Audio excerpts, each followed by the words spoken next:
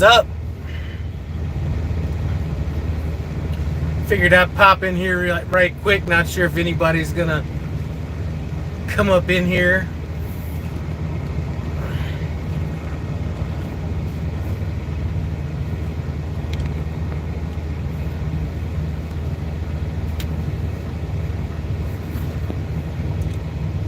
We will see.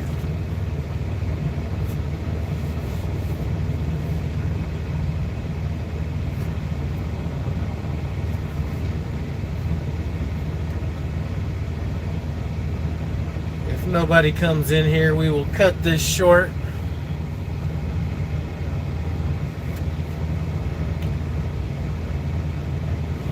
Because I know a lot of people that are up at the Springfield terminal are digesting all them crab legs and everything they probably had yesterday. What's up, Rob D?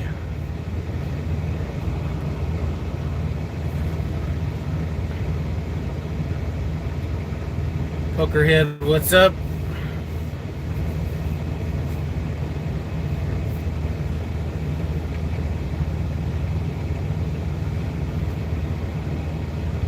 Michael Farley, what's up? I'm just sitting up here at our terminal in Springfield, Missouri. Let's see. Pokerhead, have I ever been to one of them picnics?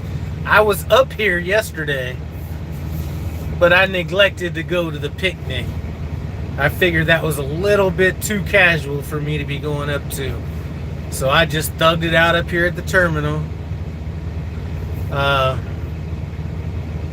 Yes, that's all I did. Tim Travels, what's up, Terry? Hey, listen, I made a miscalculation in coming in here, but it was something I had to do. I did not mean to come up here. Well, I had to. You know what I'm saying? So I didn't realize the picnic was this weekend and all that. And I really didn't realize it was a holiday weekend. So I got a load coming out here, had some stuff I needed to handle. And so I'm here. So Roughneck 97, picking up a student. All right. No, not me. Maybe you are, hopefully. Shoot. Rob D left primes. It was left prime. It was a good decision. I'm glad that was a good decision from you. Michael Farley says, I am one of the guys that are one of the guys that you're jealous of. Pulling, paid off truck, running good. I'm running good, but I made a miscalculation when I kind of went into this deal with multiple drivers. We're about to correct that, though. That's why I'm up here. So things will be getting back to normal. Trust me. So, because, hey, I had another excellent week last week. You know what I'm saying? So, like I've mentioned in videos, I've never been complaining about anything happening to this truck. Ever. Like, I've maybe had like a few bad weeks in 5 years. I have not consistently had bad revenue ever. So,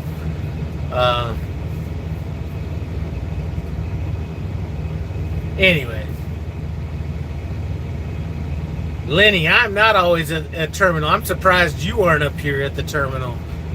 But I was not up there rubbing elbows with the, upper echelon of Prime Inc. I was right here at the terminal where everybody, while everybody else was at the picnic eating crab legs and shit, I was out here eating, hamburgers and hot dogs. You know what I'm saying?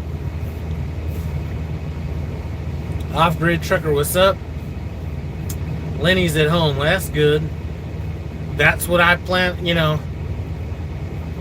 I'm trying to get to a position where I could do that a little bit more myself. I'm not asking to be greedy. I just need to be where,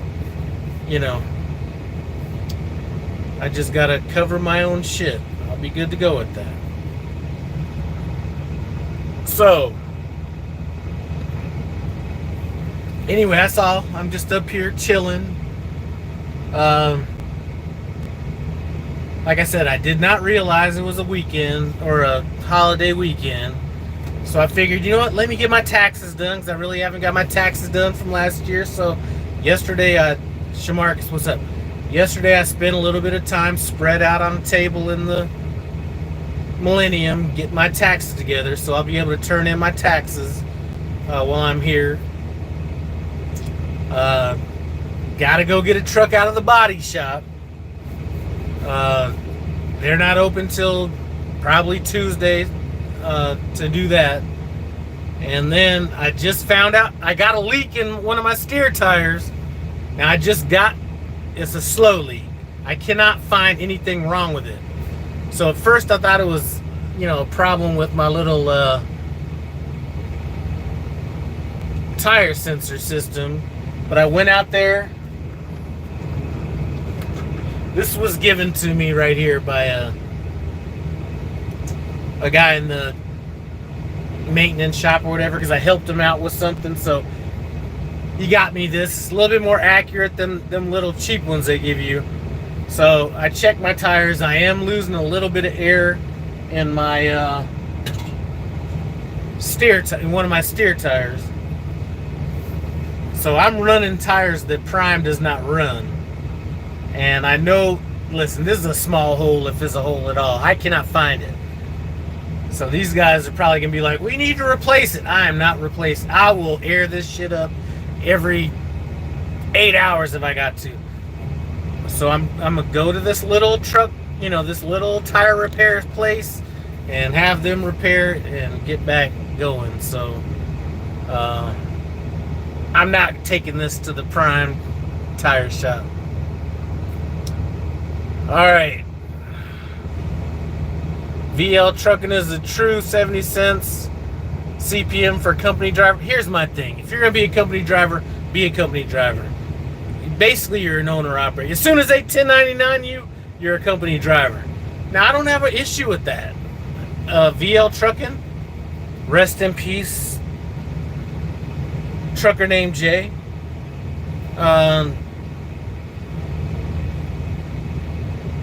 But if you're going to 1099 me, let's just call it what it is.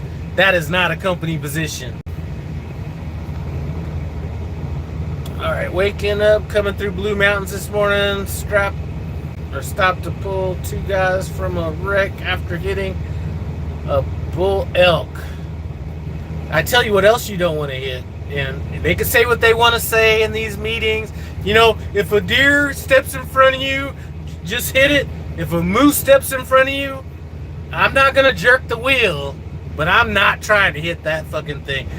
Me and my trainer almost hit one of those in training. And when I looked out there, because my trainer stopped before he hit the moose, and the moose didn't even move. The moose was standing in the middle of the highway, about as tall as this damn windshield. So if you hit a moose, just realize, you might save the load, but you're going to kill your truck. Alright, so anyway, yeah. What's up, Scotty B, Terry Reed? No benefits, gotta do your own twice. And I did see a moose, maybe, I don't see him a lot, but I did see him up in Vermont or Maine or something like that on the side of the road, and I was just like, man, I'd rather hit a fucking Honda Accord than that thing. And Pokerhead talking about the Prime shops. I don't really do much as far as the Prime shops go. I think the tires outside are better than what Prime is putting on these trucks. They mentioned something about it in the meeting, and I didn't hear it all the way, but it's something about a compound. I don't know. I just know that the steer tires that I put on this truck have a whole lot more tread than what I've put on my trucks before, and I got these at Love's.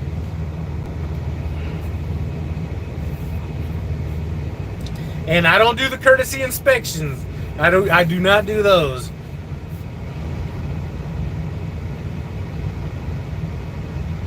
Off-grid trucker laid over a F-250. Man, that moose was huge. I'm telling you. I'm thinking that when I was in training, I think the moose that we almost hit was in South Dakota or Montana or somewhere in there. Rich's River Smokers, what's up? Almost make me want to sing my jingle right quick. All right. So anyway, that's kind of what's up. So I got to get this tire fixed. Even if they say I do need a new tire, which I can't see, it'll have to be a Love's because the brand of tire I got on here. So I got to do that.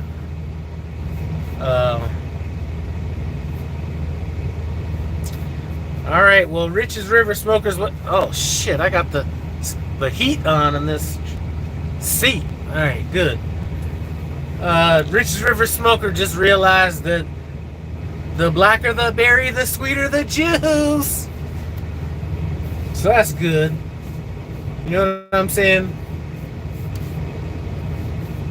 We're all people. Doesn't matter what persuasion you are.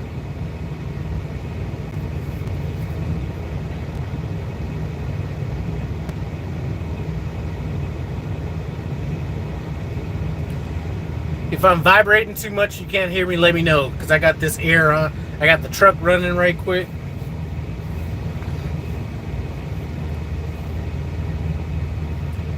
But I'm going to tell you, the main thing, and I know they're not used to working on Peterbilts at this shop or whatever, but when I came here I'm parked right by the back of the terminal. Now, don't walk over here unless you're talking about buying a motherfucker some food or something. I'm not just going in there to hang out. I'll go in there for some free food with my broke ass. Alright, so anyway. Damn, what was I saying?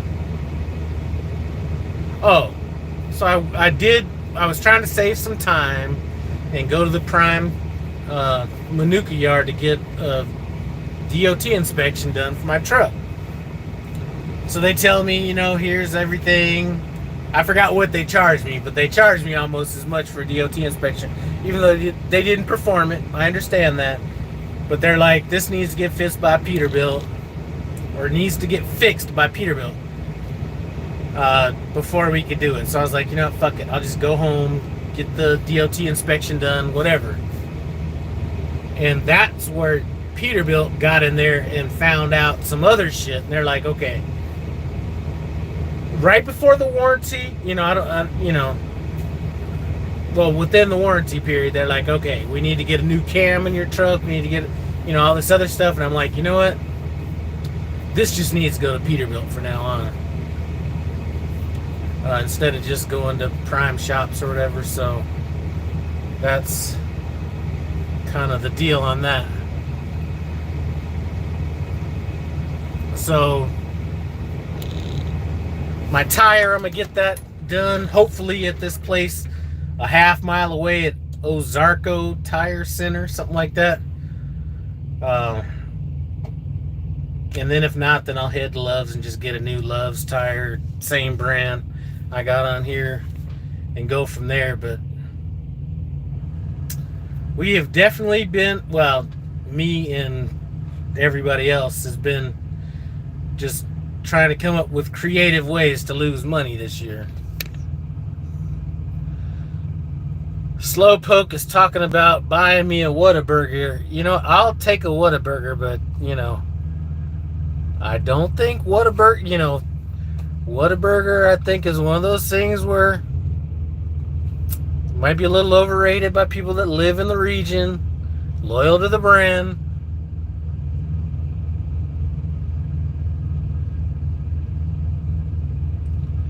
All right, Terry Reed says VL Trucking had him check in under a different carrier name, and hold on, and tell them that the load is going to Reno, Nevada. Come to find out it was Illinois. That's them Russians right there. Like I said, I don't know if you watched the last video I did, but I had hired a Russian guy back when I was in the mortgage business, and I was thinking, it'd be a way to tap into a different market. We're probably, I'd never done a loan for like real Russians. It'll probably be a good way to get in with them. And every single load I took, or every single loan I worked on with this kid, and I'm calling him a kid because he was like 24, 25. I was probably late 30s at the time. Every single load, there was some fraud on it to some degree or another. And that's when he said, Whilyv, Russian people will commit fraud when you could do it legally just to do it, or something along those lines.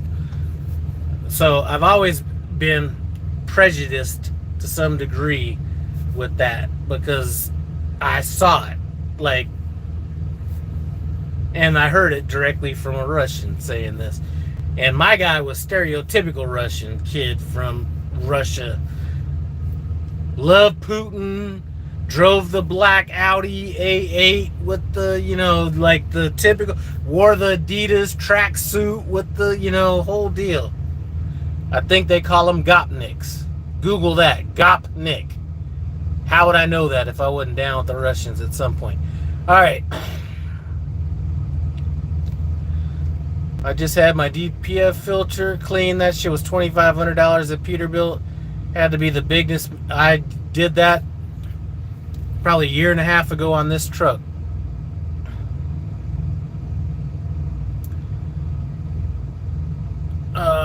Slow poke.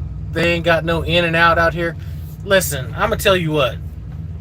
I had been craving a Burger King Whopper with cheese, only mayonnaise, heavy onions, and pickles for so long, and I got that shit, man. That was so fucking good. And it wasn't like, Burger King's the best hamburger. It was just what I was craving at that time.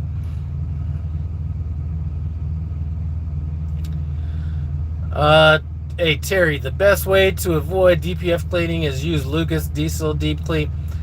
You still need to have it notated on there, so it's still a maintenance thing that you want to get done. Now, maybe not on this truck. This truck at this point, with what these trucks are going for, this is just a ride or die truck. Run it till the wheels fall off. But if you got a newer truck that's paid off, you do not want to be messing around not having that show up as being done on your truck.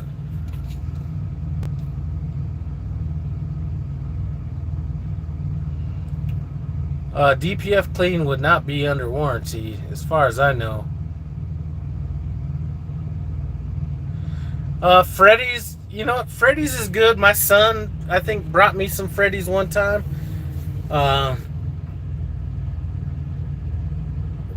We got Freddy's in Denver. I think he got me that. And there's Rich's River Smokers driving by with that big ass noggin.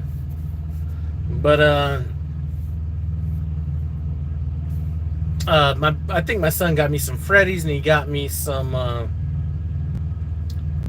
No, he didn't give me. I got a Smash Burger at one point. I think those are. I don't know. I got Whataburger when I was in Alabama one time, and people are going to say, it's not the one in Texas.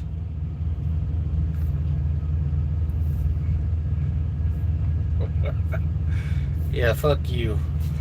It's not the one in Texas, so it's not as good, but, whatever. To me, it wasn't anything special. Like, at least with, like, In-N-Out Burger, I could, like, say, okay, there's something different about this. Or Good Times Burger in Colorado. I don't know where else has that, but I'd say Good Times Burger is probably better than Whataburger and In-N-Out Burger. Alright, Dick Dickinson's, I live 20 minutes away from the terminal. I get pissed at inbound when it takes 2 hours to go through. Hey, I'm going to tell you about some shit that happened to me yesterday. First of all, I came through inbound without a trailer, so I did not have to mess with that. But I dropped off, and I'm not going to say where, but you can probably guess who, up at Joplin, Missouri. It happened to be raining, and this is like one of the filthiest places you will ever go. And I didn't even drop off in the back where the mud and, guts and all that stuff are leaking out of the...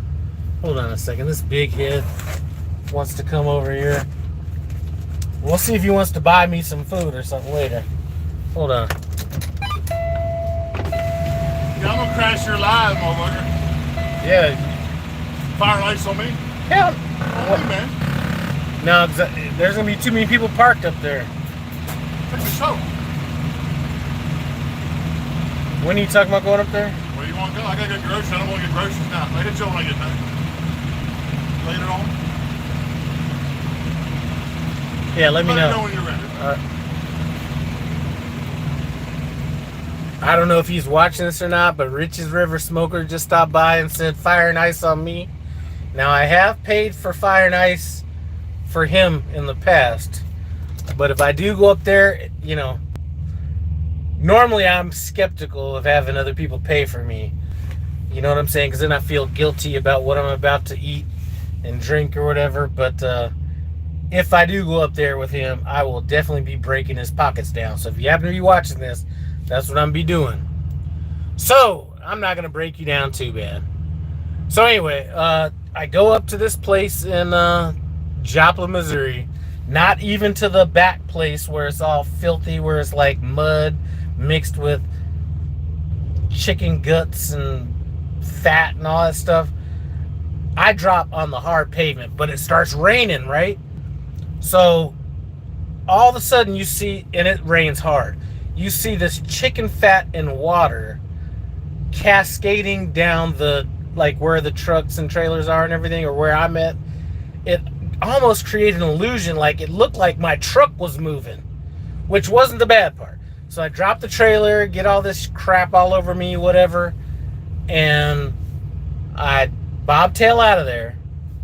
And for the first 5 miles, it felt like I was driving on straight ice because all that chicken fat and shit was on my tires and everything. So I make a left to get on I-44, head towards Springfield, and my back end starts slipping out from me. So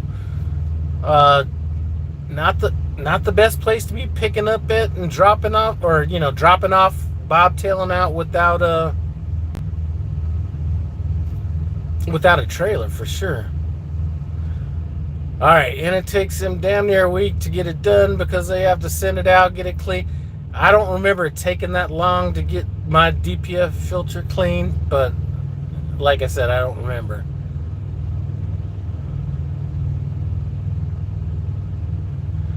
Slowpoke, I just got one of them free ice cream sandwiches they were giving away in there. I don't need a popsicle. If you do come by and bring me something free, the ice cream sandwich. Dick Dickerson knows where I'm talking about. The office, that place smelled like, there was another driver from Wilson that pulled up behind me, and we were both looking at each other like, this smells like shit. And there weren't flies out there. I think it was raining too hard for the flies to really be out there at the time.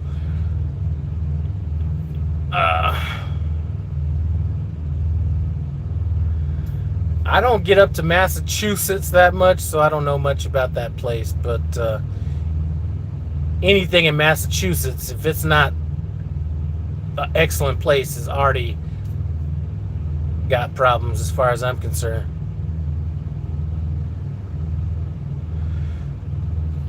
My Peterbilt was down for about a week getting the DPF filter done, is what Scotty B said. That's part of the reason why I'm thinking about keeping this truck, even though one of the trucks will be sitting. I may just keep this one just for things like that. Slime Pack, boy, she's going through it right now. What's up, Slime Pack? BG, what's up? Off-grid truckers, did you make it to the picnic? I did not try to make it to the picnic.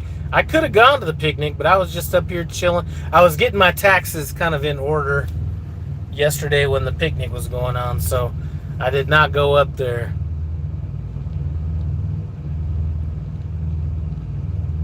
And like I said,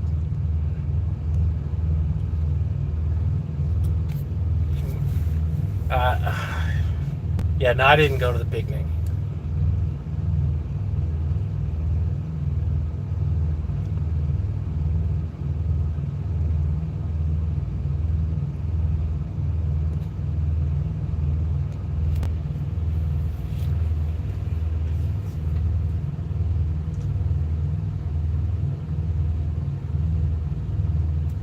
It's like I got so much shit. It's like so much shit I gotta do right now, you know? And I was just talking to my wife, and, you know, I haven't really been this stressed out in about 6 years. Not, like I said, it's, you could say it's money, but it's not money, or what's going, you know, it's just like, I can't even say it's money, because the thing is, it's not that, because I could pull it, you know, I got enough money to do what I got to do, but it's just like so much shit that I didn't think I was going to have to be concerning myself with that's coming up. And then I start getting hit from the home side as well, right? So I got like shit going on with the rental property, not big shit, but right now it's just like death by 1,000 cuts, you know, and it's not even financial, it's like mental death by 1,000 cuts is what's happening to me right now. It's like, okay, well, I got to get my truck in the shop for some shit. Okay, boom. You know, now, you know, I can't do that till this, but now I got like a tire issue. I can't get that done until I do this. Then I got to get some like maintenance done on this truck, but I can't do this until I do that. And then I got to, you know, go back and I want to switch out trucks, so I can't do that until I do this. It's just like every time I turn around, there's like one more thing that I got to do before I can get to the next step. And it's just like fucking like mind fucking the fuck out of me. So that's kind of where I'm at right now. And all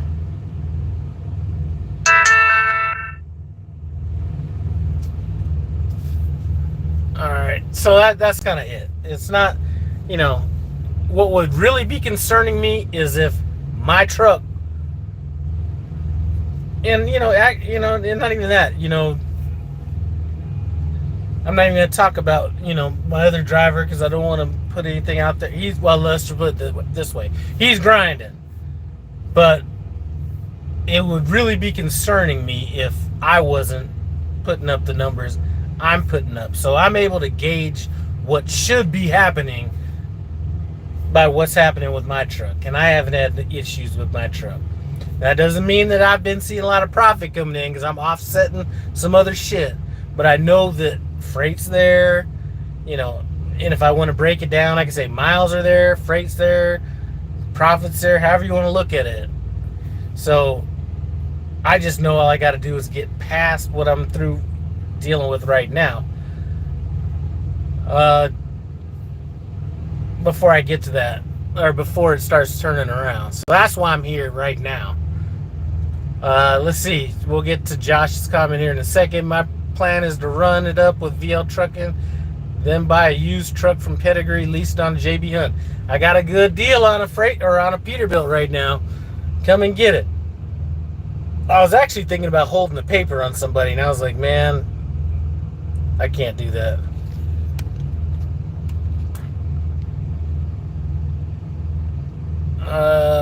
Son needs to get his CDL and help Pops out. I hear that.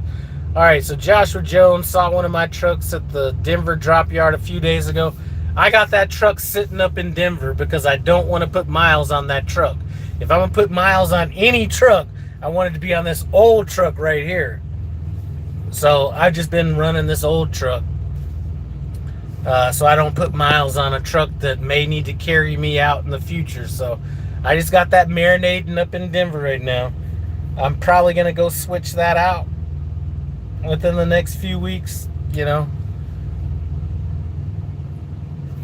But that's why that's sitting at the Denver yard, just because I'd rather put miles on this than that. All right, Dickerson, I run out west mainly and put $2K at least in my pocket every week. Got sent out to the East Coast and put $50 in my pocket last week. Fuck the East. I hear you. I got to drive. My driver right now is headed out to the East Coast, going out to Johnstown, New York, and somewhere in New Hampshire.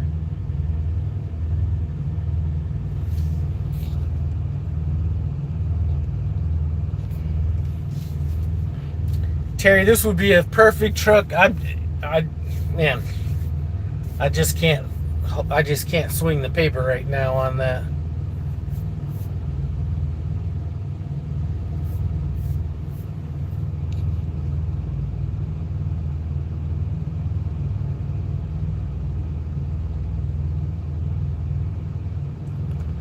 Hirschbach has their own little level of issues going on right now as well.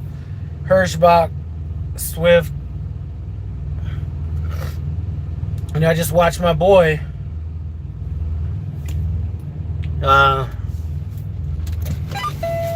Trucker Richie Rich put out a video about what's going on with him. Hold on just a second. It's Swift.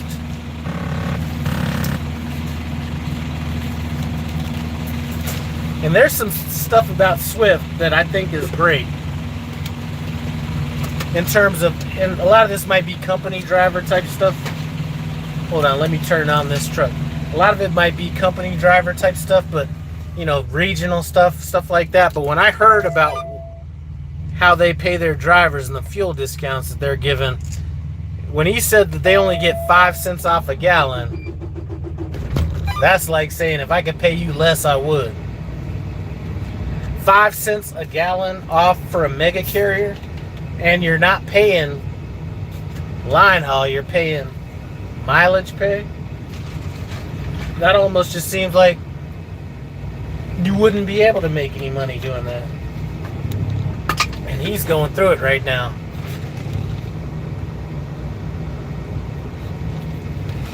You know, but, you know, the whole camera situation, like I said, I do not like this camera thing at all. But the cameras is the least of our problems.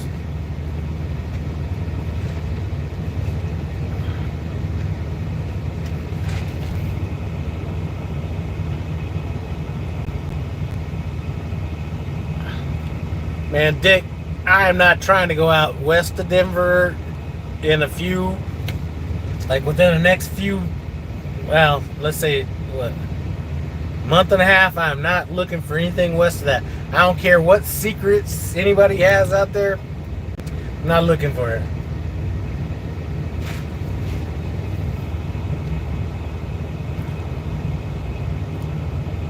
Drinking that terminal tea. Now I got the ice with the... Still got some of these. I don't have a refrigerator in my truck. My freezer crapped out on me. So I gotta get ice nowadays, so that's what I'm drinking here.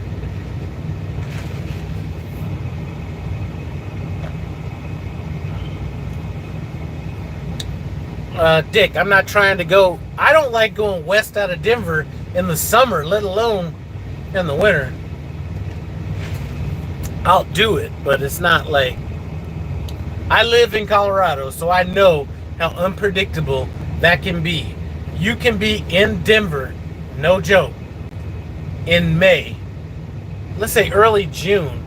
It'll be 80 degrees in Denver and a snowstorm up in Vail. I'm not trying to mess with it. I know about that too much. Sometimes ignorance is bliss. Some people that don't know it can change like that, whistling through the graveyard, I'm not, no.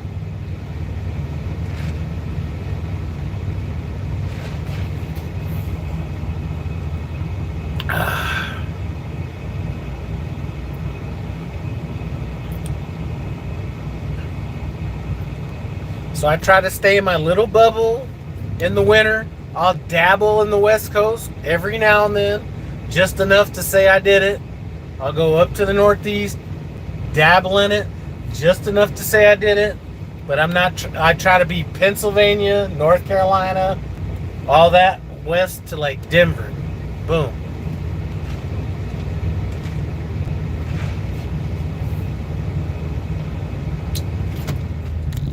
All right, let me turn this truck off.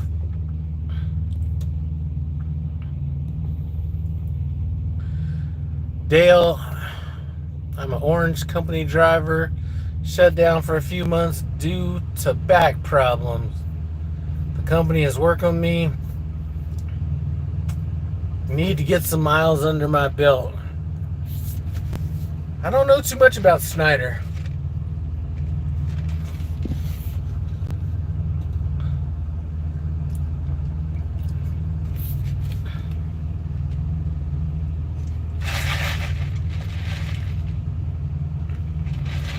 Well, I should probably take Rich up on this dinner.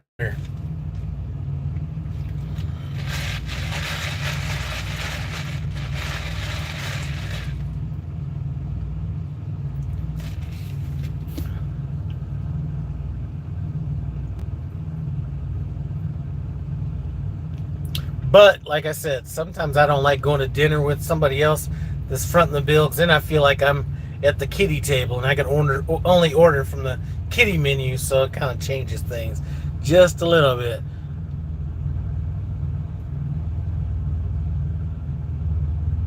Dick is talking about sleeping in the desert and the view at night. The best views I ever had was in Saudi Arabia, Kuwait, all that, when I was out there in the 90s. And that was like real, like, you know, no outside light pollution whatsoever in the middle of a desert. Like, you could see everything out there. And that you would actually, I mean, at the time I didn't know that there was, you know, a billion galaxies, you know, over a billion galaxies with over a billion stars, and each of those billion galaxies, so I didn't realize that. But I mean, I'd just look up there and be like, how is there so many fucking stars out there?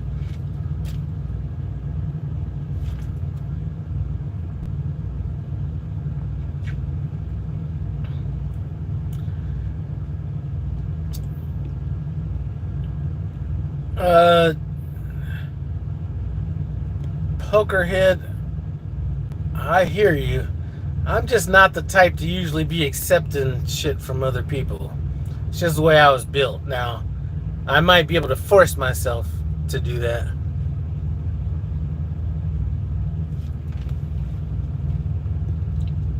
There's no way I'd run Western 11, Dale. No way.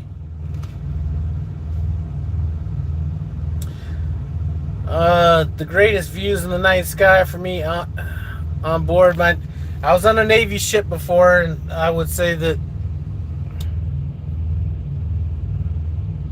I didn't spend much time out there like that, but yeah, I'd have to, you know, that would be the same thing as well.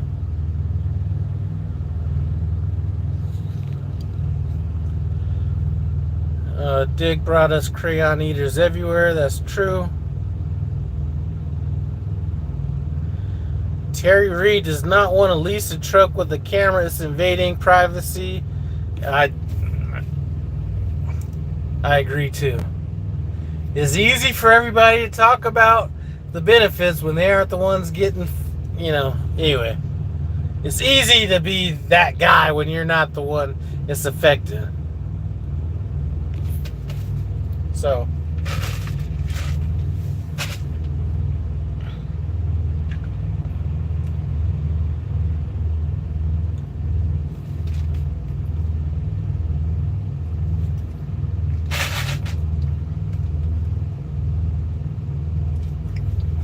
but I'm not going to get too much into that right now.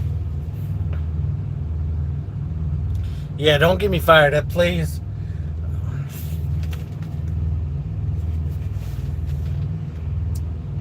So, what time is it?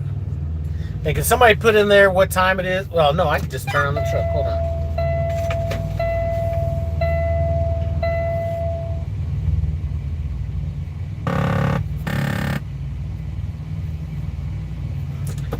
I'm not breaking them down. I know, well, it's been a while since I've been down with scotch. I used to be more of a scotch drinker, but, you know, lately, every time I go home, it's been me trying to tell my son to get me some kind of a bourbon.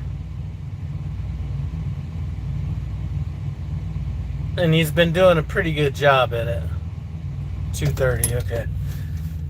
So that's me and my son's gig. So I come home, tell him to buy me some bourbon. I just have a little criteria he needs to fit in. Like, he can't step in the house with no bullshit 80 proof bourbon and act like that's going to cut it. So he kind of has some guidelines he has to stay within, and I tell him I need to have a reason why he bought it.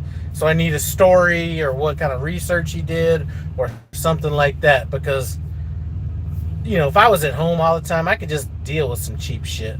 But when I don't drink for months at a time, or whatever it is, when I go home, it's gotta be some high dollar shit, or at least something, not high dollar, but it's gotta be some high quality shit. Oh, I'm ordering some drinks if I go out. So that's just what it is right there. I'm sorry. All right, the one truck. All right, let's see.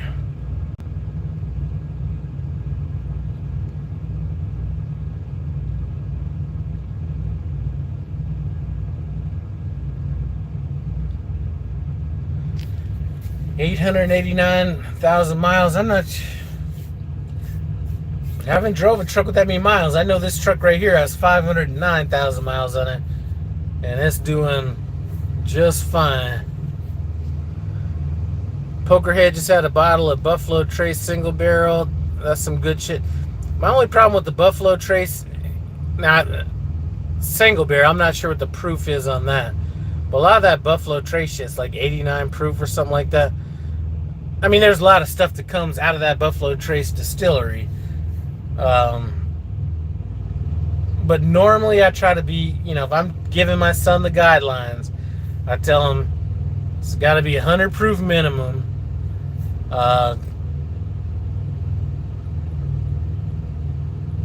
It either needs to say bottled in bond, or it needs to be aged at least 4 years.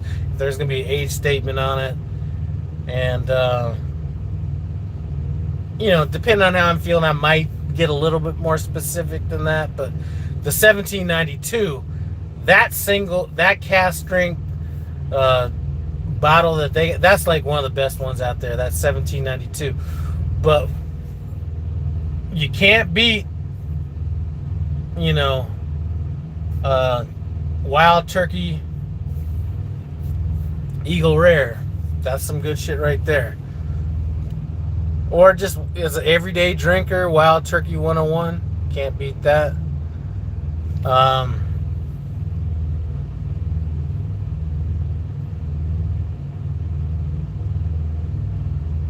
But my son does a good job, you know what I'm saying? He's getting it a little bit more. He's like researching stuff and things like that.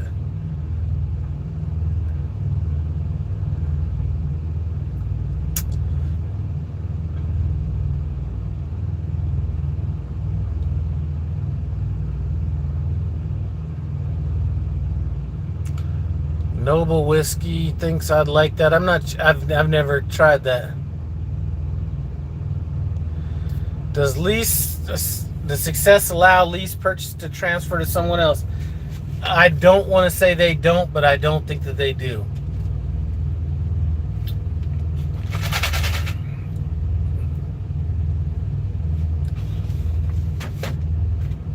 I'm not sure. I thought of different ways to kind of, well, I'm not even going to talk about that. I'm not sure if they do or not. I don't think they do. Yeah. Million Mile Man, what's up? Rum is just a horrible drink. I can't do it.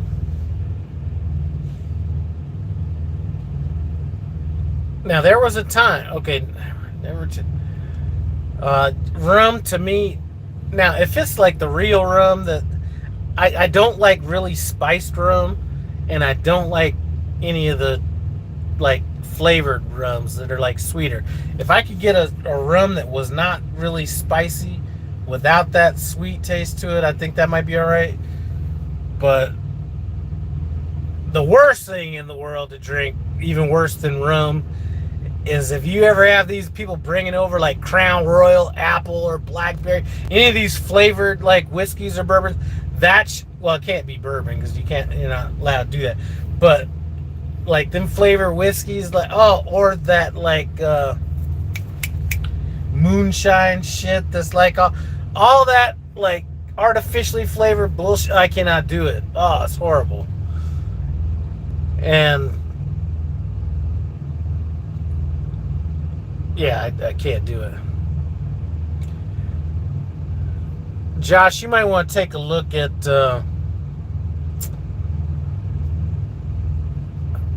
I think we were talking, and you like that Eagle Rare. You should try Russell's Reserve. I don't remember if it's a 10-year or 15-year bourbon, but that comes out of the Wild Turkey Distillery as well.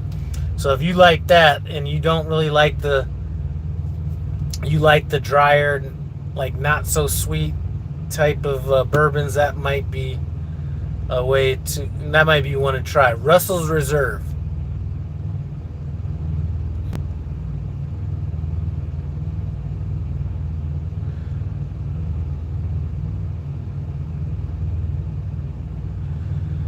Tequila, that used to be my drink back when I used to party in Tijuana. As a matter of fact, I should get my boy on one of these lives. He's been driving trucks since '94, and we used to go down to Tijuana. But we used to give blood before we go to Tijuana. We used to give plasma to get paid when we were broke in the Marines. And our theory was we'd get more drunk by doing that. And then we'd go buy a bottle of tequila and a bottle of squirt soda. And we'd park on the American side on Tijuana, shotgun the tequila, chase it with the squirt soda, and then walk a mile to the club bar area, and then drink a little bit as needed throughout the night to kind of keep our level. I'm not about none of that flavored stuff, to be honest with you. Now, if you were to take I personally wouldn't like it, but if you were to take like a fresh apple juice, like you used the juicer and did it, or something like that, and mix that with some whiskey or something, I'd be more apt to do that. But that artificial flavor that comes from like those artificially flavored, Crown Royal's notorious for it. That apple. One of my boys, he's like big on the barbecue scene right now. TNT Barbecue. He was on Netflix, Top Barbecue Chef or whatever. All that kind of shit. Anyway, I went to his house in Iowa and I told him, buy me some shit or whatever. I'm rolling up, and he bought that Crown Royal apple and that artificial. Like, I couldn't eat, this is back when I used to drink, you know what I mean?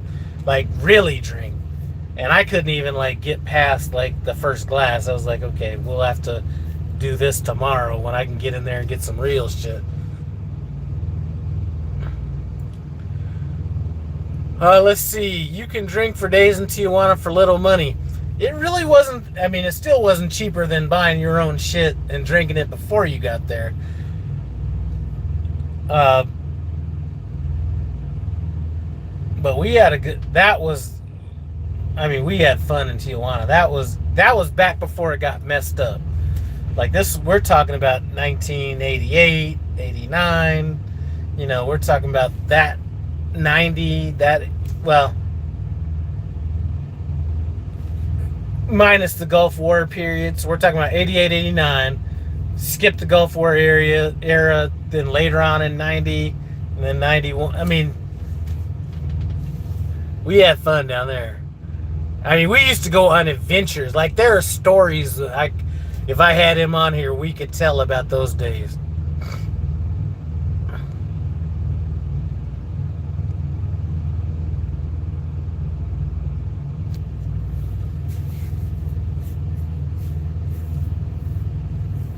And he's that grumpy ass truck driver. I gotta remind him every now and then who taught him how to drive a stick shift back in the day. Because he's one of them guys, you know what I'm saying? He's that guy. The old grumpy, Atlas carrying, no GPS. He's stuck in that shit.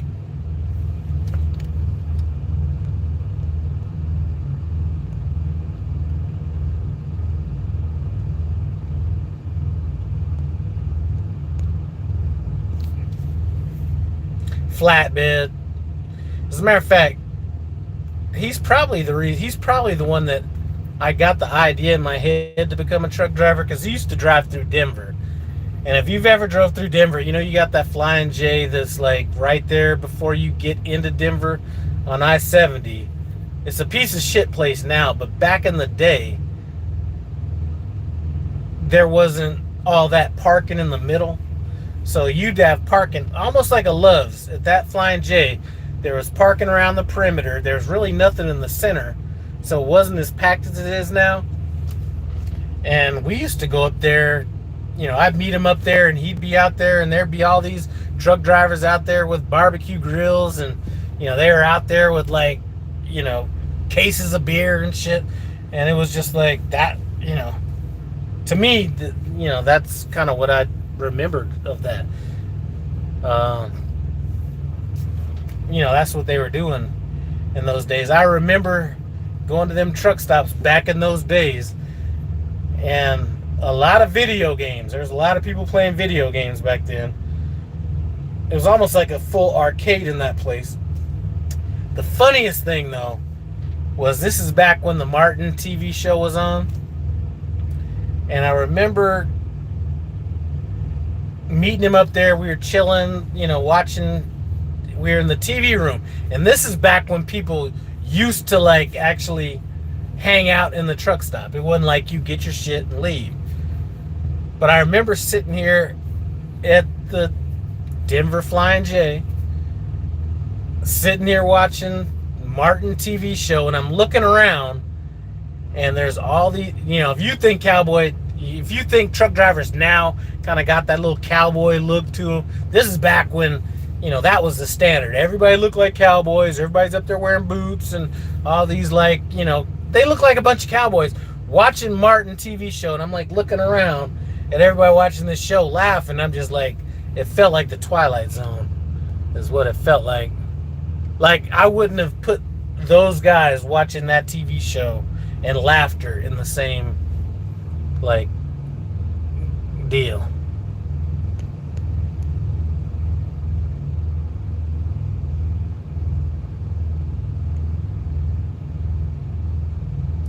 Hey, Pokerhead, if you're still here, why don't you go up there and pay for my drinks? Or no, it's not Pokerhead.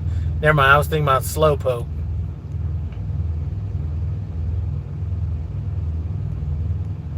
Disregard that comment, Pokerhead.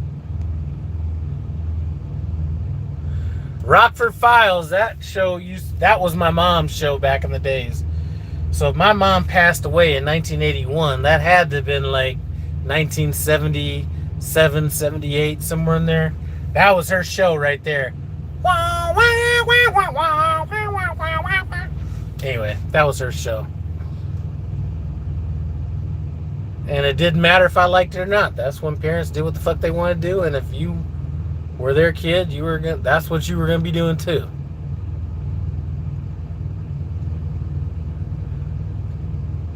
Let's see, Johnny B. Whose dad was a trucker?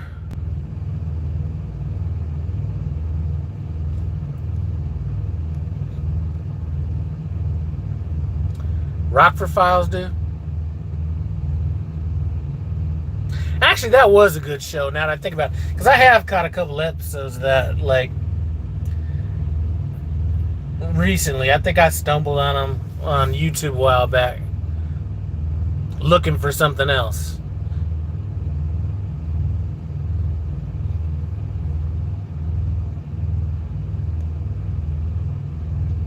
Yeah, okay, so I don't really remember watching that show that much to think about that. Another show that I used to watch back in them days because of my mom was Quincy. That was another one.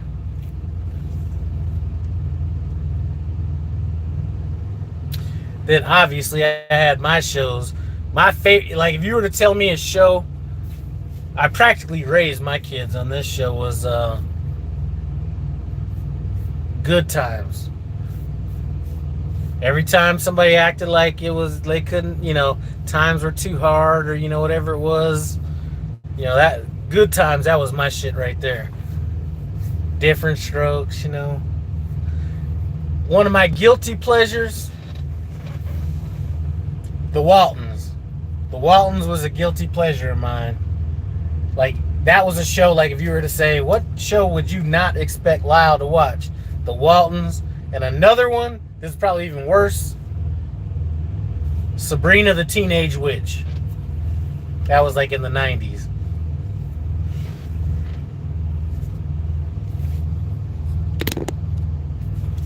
A-Team, that was a good one. Knight Rider was a little goofy for me. Airwolf, I didn't really do that all that much. I guess if I'm watching Sabrina the Teenage Witch, that's goofy too. All in the Family was good. Jeffersons obviously was good. Maude, that was a good one. Maude was a spinoff from that was one of those Norman Lear spinoffs from All in the Family and which spun off the Jeffersons. Didn't really watch Little House on the Prairie all that much, but that one girl was fine. Not Melissa, but the oldest blind daughter. She was hot. I remember having a crush on her.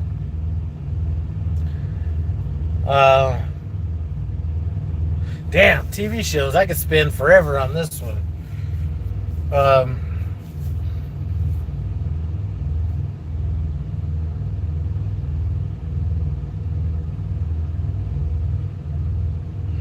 Sanford and Son, like, I wasn't huge into Sanford and Son. That was a little kind of goofy-ish to me, even at that age.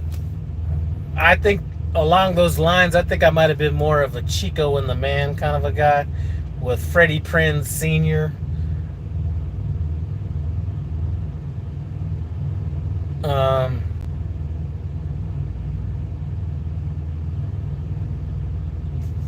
What was that other show? Damn, what was the girls that went to that school? There was Different Strokes, and then there was the girls that went to that high school or that boarding school with Tootie and all them. But only the first, I watched all the seasons, but only the first season was the best season. That's when all the girls were at the school before they started cutting back to just the 4 girls, Tootie, Joe, Blair, and Simon and Simon, Mork and Mindy. I thought that was alright. It was a little goofy. There was the one with the dad that lives in San Francisco with the 2 daughters, the guy Ted, whatever was his name. Too Close for Comfort, that was good. Facts of Life, that was the one with the girls. Brady Bunch, hey, definitely down with Brady Bunch. I Dream of Jeannie, definitely. And the other witch show, the one with the witch, that was good.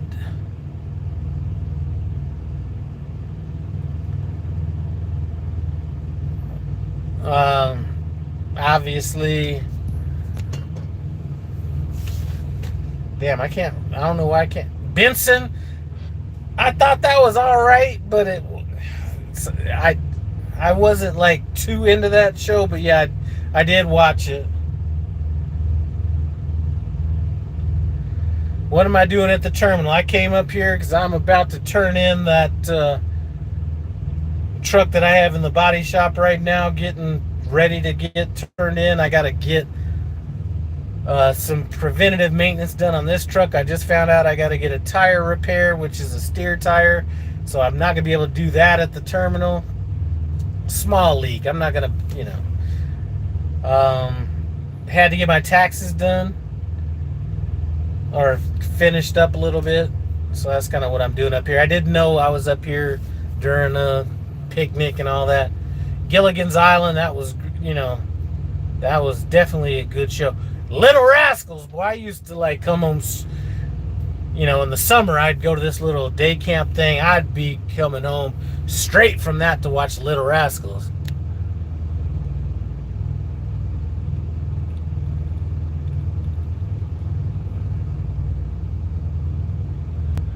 Archie Bunk, that was a good show.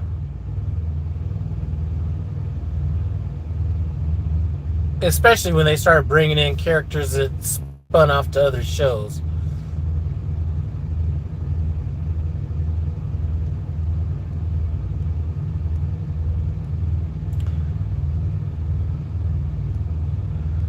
Cosby Show, I was a little kind of grown to be watching the Cosby Show.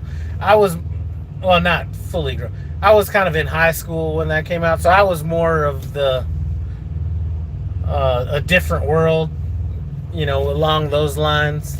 I mean, I did watch the Cosby Show. As a matter of fact, I had a girlfriend at the time whose mom looked just like the Cosby Show's mom.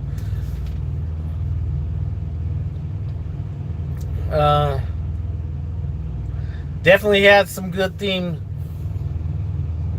shows back. Three's Company.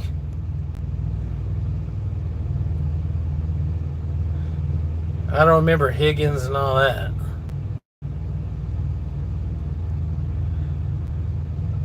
I plan on keeping 3 of the trucks in, so the first truck's really not worth enough to sell right now.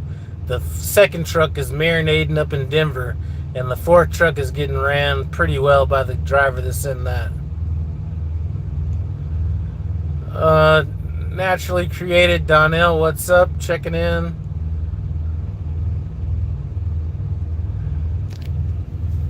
Hope you're doing well out there, Donnell. Edith was... I'd say that I like Maude.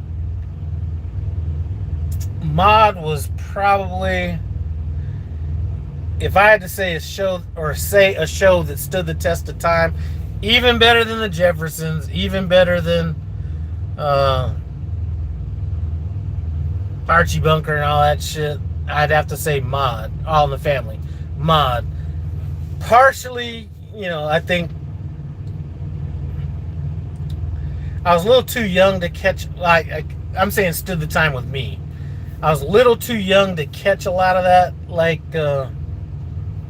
subtle stuff that was going on in the Jeffersons, and especially All in the Family back then with some of the political banner. But I didn't watch Maude when it was out back at the time. So I didn't watch Maude till years later. So they were reruns, so I was able to understand more of it. And they had that one daughter that was on the show that was like that, she was supposedly the finest horror movie girl back. She was hot. So that was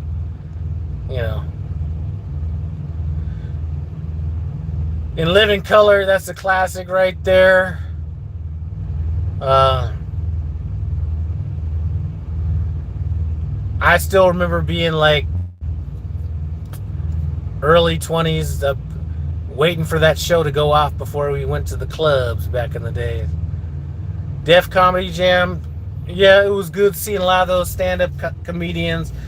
Martin Lawrence, Chris Tucker, even, what's my white dude's name? God, one of my favorite dudes from Cleveland, or from Ohio, white dude, he hosted the show for a while, Gary Owen. Watching a lot of those guys before they became stars, that was a good show.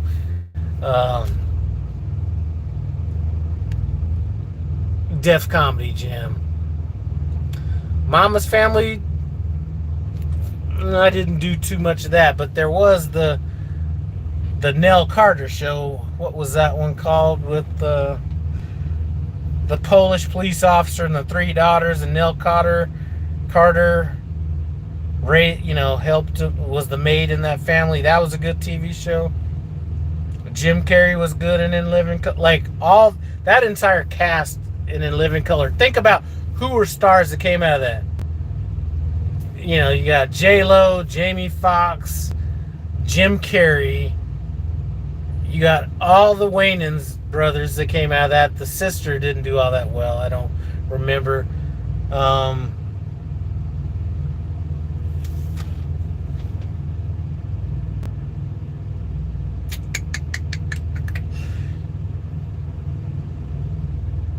I think you got...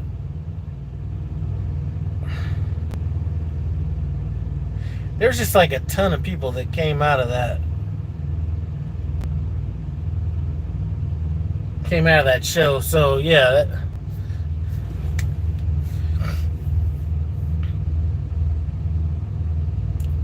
Oh, you had the Kim girl too. I mean, she didn't make it huge, but she had a TV show that came out of that too. Living Single. Then you had, oh, that was a different thing. One Day at a Time. Shit! Boy, I was in love with some Valerie Bertinelli back in the day. Yeah, Valerie Bertinelli, man. I was like crushed when she married Van Halen back then.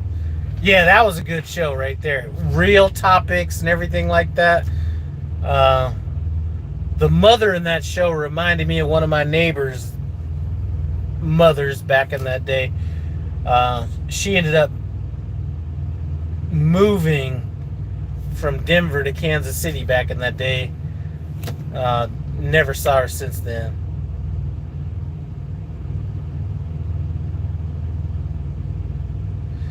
Yes, Marcus, let me put you real quick. So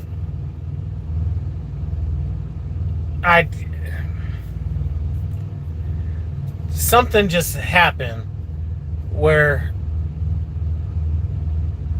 I just realized that I just did not want to take on any more responsibility. I was thinking about adding a driver, and then something happened, and I just looked at it and I said, you know what, it's too unpredictable right now. There's just too much shit that can go wrong. And I looked at why I really got out of the mortgage business, and I was just like, man, the headaches I'm dealing with now are more than what I dealt with even then. So I just decided, you know what, I called the guy that was possibly thinking about getting on the truck, and I was like, you know what, I can't do it right now. I'm just not looking at doing it. So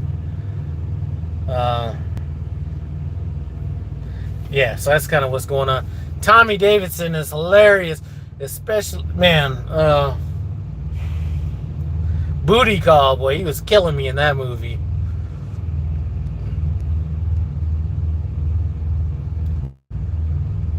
Full House, I was a little too old to be watching Full House back then. You know, but I was at the very forefront of like Married with Children. That show had just came out when I was in the Marines.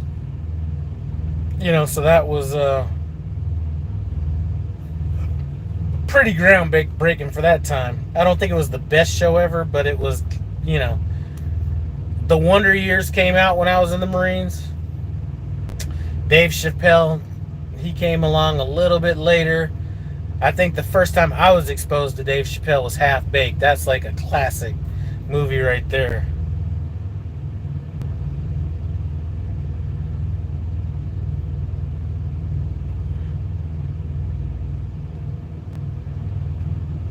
Yeah, Half Baked, that was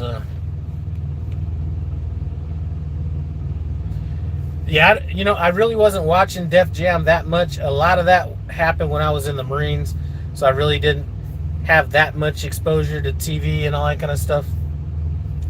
And to be honest with you, when I got out and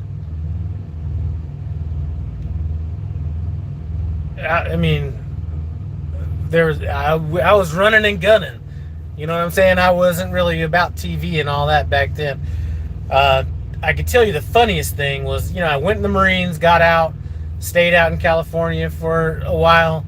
My best friend was going into he was in college. I moved back to Denver right before he graduated college. We moved in together.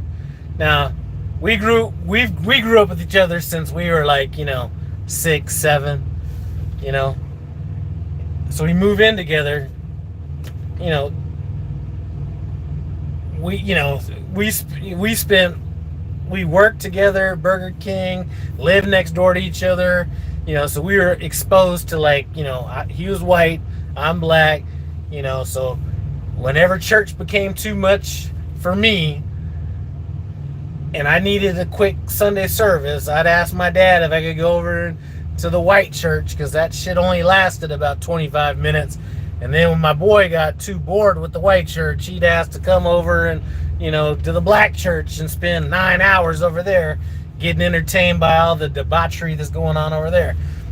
So we had all these different experiences and everything. And when we moved in together, he liked watching Friends, and I like watching Martin. And they came on at the same time, so that was always kind of a problem. And it wasn't like you had TiVo or none of that shit or whatever.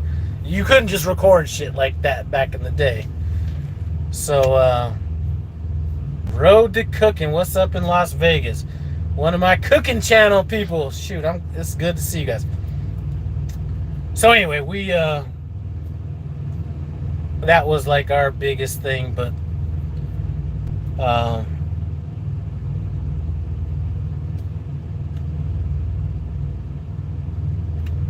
yeah, anyway, those bring back some memories, especially the battle between who would watch whatever.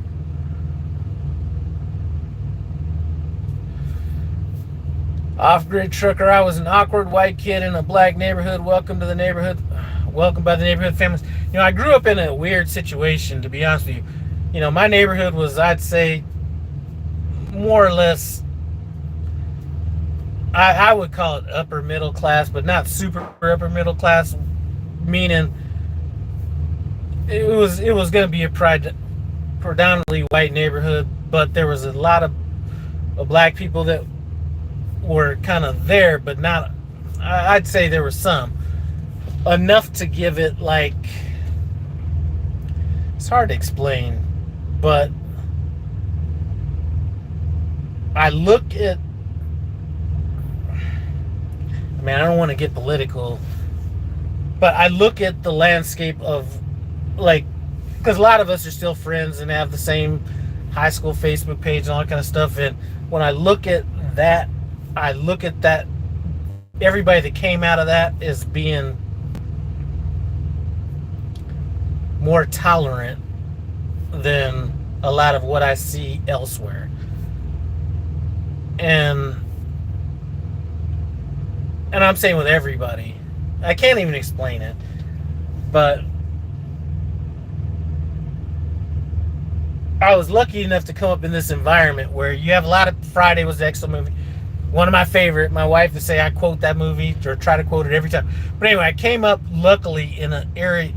So like you hear a lot of people saying, going to college is a waste of time. And a lot of people that are saying that are people that didn't come up under this, like they may not have came out of my era, or not era, but my environment, when they're saying college isn't worth anything and you can make more money outside of it and all that kind of stuff. And I'm not saying that college is what you got to do. I'm not saying that.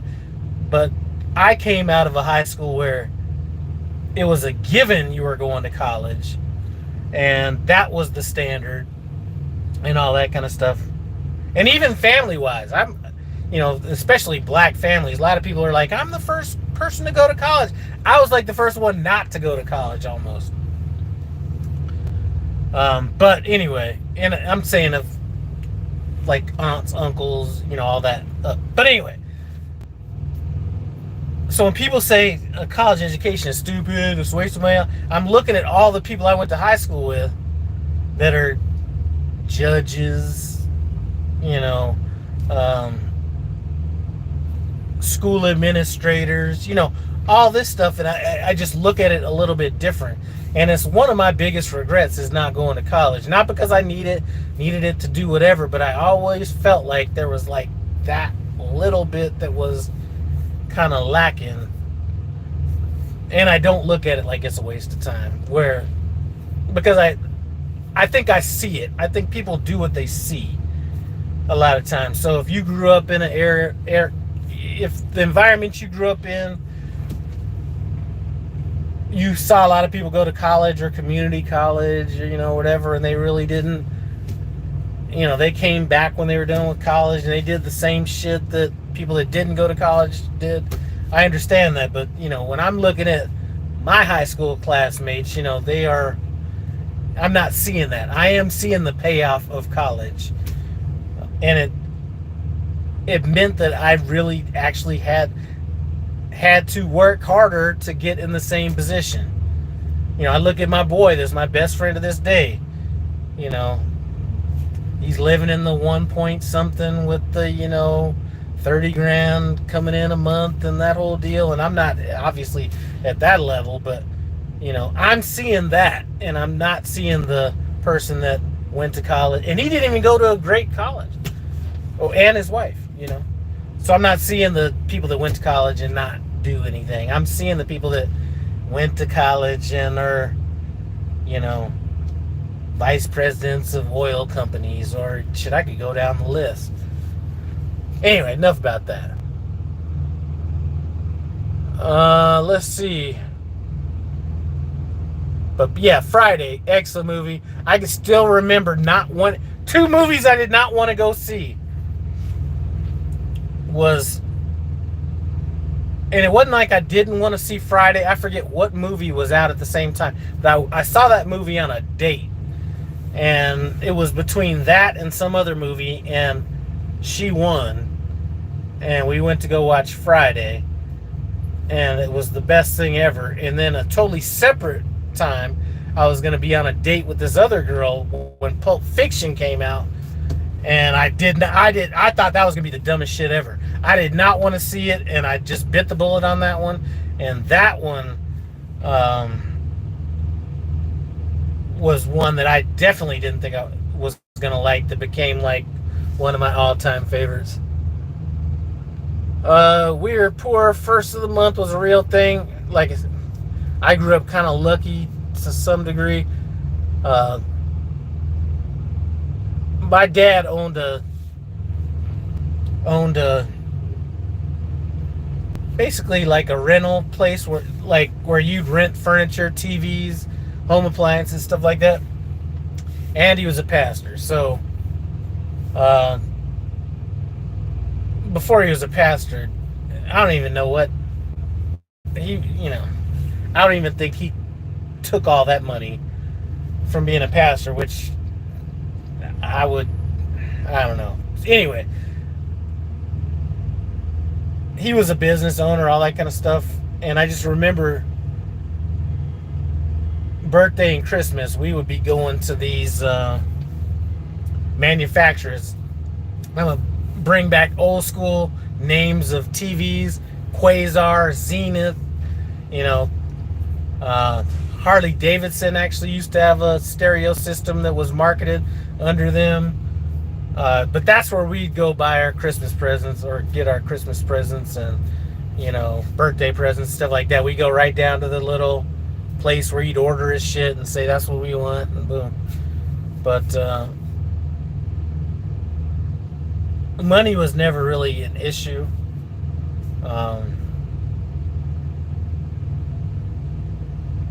I would probably even say of the people that were in our neighborhood, I was probably doing, we were probably doing better than most. But he came out of that depression. So I'll tell you a story real quick once I get through these comments, which is kind of sums up my childhood the best. When my parents were in Sweden, built a laundromat in rural Central Florida. 1962, they were criticized by not having separate colored bathrooms. I could talk about some racial shit, even at my age right now, that I know a lot of white people my age remember, or can remember if you make them think about it, but it's nothing that would come up to the top of their mind because they weren't really dealing with it to the same way. But yeah,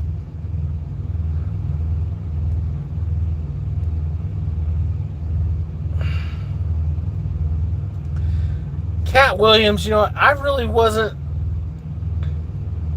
I was late on the Cat Williams bandwagon because he's a little too. I like subtle comedy a little bit more, and it really wasn't until I like really had a chance to listen to him like outside of comedy that made me kind of appreciate him a little bit more. All right, so anyway, let's see. Eddie Griffin had one of the most hilarious stand-ups back in like the early 90s. That shit was killing me. But, all right, so my dad, back in the days, so I'm thinking, you know, we got this house, and I'm just painting a picture for you. We got a house that's probably 3,000 square feet, finished basement. Backyard is like, you know, by, you know, standard houses. This is like a huge backyard. Got the new cars every few years, you know, that whole deal. And because we have, and everybody's talking about the price of TV, you know, inflation right now. I still remember console TVs. If you were to buy one, that shit was like $1,200 back in the day for a 26-inch brick that you put in your house, and you would not get rid of that TV until you moved. It was that heavy.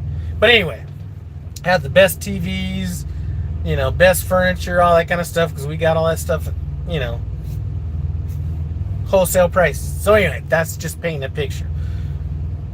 So I'm thinking we're richer than we are. You know, as a kid, you don't really think about all that stuff. So I'm like going to 9th grade high school. And keep in mind, I got people pulling me in all different directions. We got the hip hop clothes, and you got the Izods with the pop collars and, you know, all that kind of stuff. So I'm trying to straddle the fence between all this stuff, and none of that shit's cheap. So my dad gives me $400, which I could do some damage with $400 these days. Gives me $400, drops me off at the mall to go buy my own clothes. It's like the first year, 9th grade year, I'm able to go buy my own clothes and do all that stuff. Tells me he's going to pick me up 3 hours later, 4 hours later, whatever it was. I'm going and shopping for these clothes, and I'm looking at what everything costs. I think like the Izod shirts, and, you know, it wasn't just Izod. What was it? It was Izod and Polo at the time. Then you had like merry-go-round clothes and, you know, Jeans West and all that kind of stuff. But anyway, so a shirt back then was like, I still remember, it's like $28 for Izod shirt. So he's giving me $400. Well, that's boom. You know, 4 of those shirts, that's 100 of the 400. And plus you got to buy some other shit. So I'm like, this isn't enough. Yeah, Lacoste. So my dad comes back, meets me outside of the mall, and I don't have shit. I didn't buy one thing. And he's like asking me why I didn't have anything. And I said, this isn't enough money. And he's like, you're telling me that's not enough money to buy no school clothes? I was like, no. Now, I could have went and bought, like, today I wouldn't give a fuck. I would have went and bought the JCPenney shirt with the dragon on it instead of the alligator that's blowing out the fire. That's like $9. But, you know, you wanted to be fly back then. So my dad's like, okay. So he said, well, I'll drop you back off tomorrow with some more money. So he gives me like $600 or $700. So I'm like, shit, I could buy some shit now. So I go buy like all this shit with my $700 or whatever it was. And as soon as he picks me up, he drops me off at the Burger King that I worked at till I was 18 years old.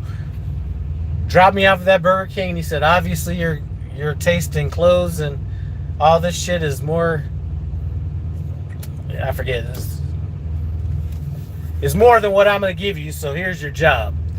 So I went in there, got an application, got hired there. So I had to get a waiver to go work there. So I was probably 14, either 14 or 15.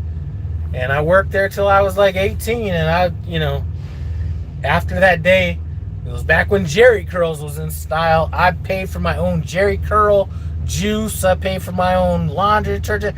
From that day on, I paid for everything.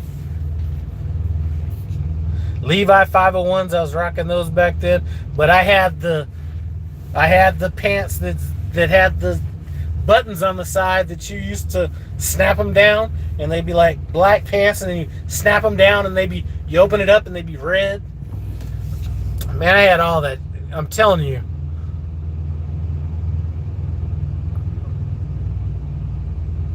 See, Rockaware, I was too old for Rockaware. I don't think I bought any of that shit. Like, I was into those clothes, though. I think I might. Let me think. I never bought no Sean John, never bought no FUBU. I think the closest I got to that, because I thought I was a little too old for that shit at the time. Even though I'm like as old or older than, or around the same age as like Jay-Z and all that. But I was more Carl Kanai back in those days. Carl Kanai, and then like maybe cross colors, but I wasn't. Oh, I got a picture of my Jerry curl. Shoot.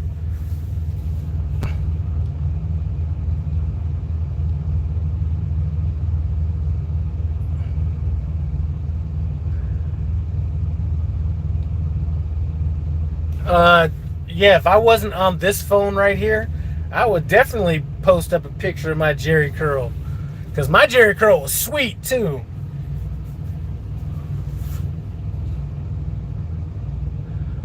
Snowman shirt that had a...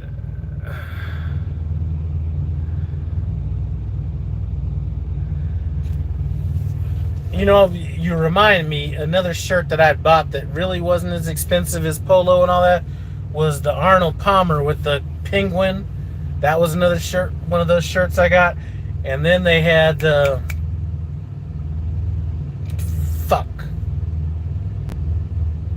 JP. What did that stand for? I don't know, Jansen or something. Anyway. Oh, hey, Josie, if you want to see a picture of me with my curl, I think I got one of those on my Facebook page. If you look in the photos, somewhere in there, there's a picture of me with a fro that's like this big. And then there's me with the Jerry curl. I mean, listen, if you're not... I know that there's baby boomers that are a little bit older than me, and there's the Gen Z people or Gen X or whatever, or not Gen X, but millennials and all that are younger. The sweet spot that I grew up in, I can't picture how anybody had it better. Like before cell phones, all that. You could drink when you were 18, you'd be going to the club, and your teacher be at the club. It was back when, I don't remember any, I'm sure female teachers were doing whatever they're doing now. Nobody was complaining about that shit in my era. They were taking that one like a man if it was happening. It was just a great fucking era to grow up. It was like right after all the bullshit of all the race shit. It was like, there were tinges of it, but it wasn't like, you know, obvious as it was like to... Like my mother's generation, you know, out there doing all that shit, sit-ins and, you know, really getting fucked, like outwardly fucked. Oh, it was a great time to grow up. Anyway, reminiscing a little too hard on that one.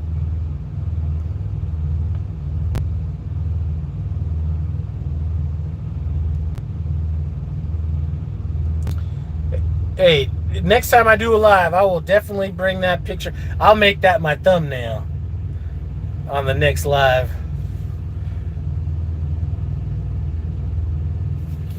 Hey, Josie, I snuck down to Tijuana too back in the days. Was it really club oriented back? Because when I talk to people and they think about Tijuana that are older than me, they think about more of a seedy thing, whereas when I was down in Tijuana back in the late 80s, early 90s, it was like it was like going out to a club in New York or something like that. It wasn't like, you know, back alley type shit. Those were the days. I'm just telling you, those days, like, people used to come from, it was so diverse. You'd have people like coming from LA, you know, all that down to like Tijuana. And the clubs were kind of like you'd have a club that was like majority black people, Ray Jeans or whatever that was. You'd have a club that was like 50-50. That was El Chorritos. You'd have like the rock clubs. There was, you know, I forget what that was called. Lyle Whitlock. Lyle No Hippie Whitlock is that Facebook. So you would have Tijuana with some good clubs, but the best clubs, Riverside in the late 80s, early 90s, Club Metro. Anybody that lives, I don't know if my boy's still in here from California, Club Metro in Riverside, California. There are still people to this day talking about that club. I mean, that's when you know you're old. That's what I miss about being young. I miss being able to go out to a club, get there at 10 o'clock at night, party till 2:30, get back to the base at 4 to be at work at 4:45, and then work from 4:45 to like 2:45, get a couple more hours of sleep and turn right back around and do that all over again. All right, 412 Club Metro now sounds a little...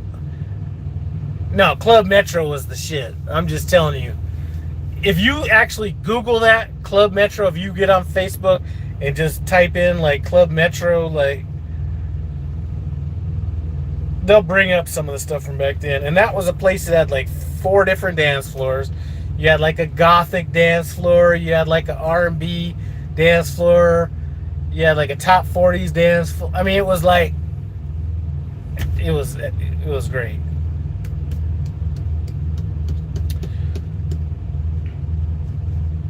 Now,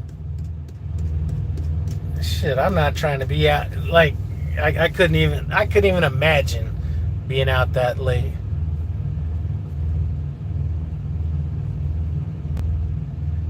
And me and my boy that I grew up with, man, we should have been under the jail like numerous times.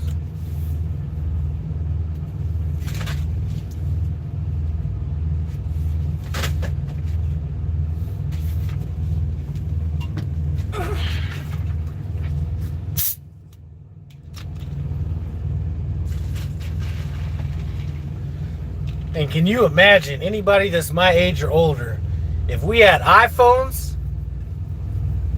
I mean, in some ways, I look at this like this younger generation, that they're able to capture so much of what they're doing. You know, like, we just didn't take pictures of every fucking thing, and we missed out a lot on that. But I think we got a chance to be a lot closer because we weren't always looking at our phone doing all this kind of shit. And I just remember the last reunion I went to in high school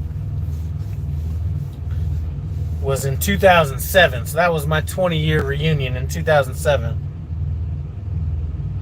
And I was smart enough, and I forgot that I had these pictures. And we have a page on Facebook, my class. And what I was smart enough to do, or have the foresight to do, was give multiple people cameras, disposable cameras, and tell them to take pictures and give it to me at the end of the night. So I got like all these pictures that I wouldn't have, because I gave cameras to people that knew other people that I wouldn't have hung out with. So I got all these pictures from that reunion, and I never thought to upload them onto this page. All right, so anyway, how long have I been out of the military? I got out of the military in 91. September 21st, 1991.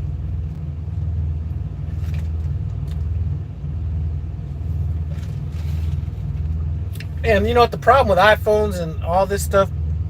There's really not clubbing like there used to be back in the day. Like back then, if you wanted to meet somebody, you went to a club. You know what I'm saying? You might have gone to a bar, maybe, you know, whatever, but a club, that was where, you know, that was like where you'd meet people. That was where a lot of motion was going on, all that kind of stuff. Nowadays, like, are clubs even open anymore? I'm talking about where you'd be out dancing and, you know, doing all that kind of shit.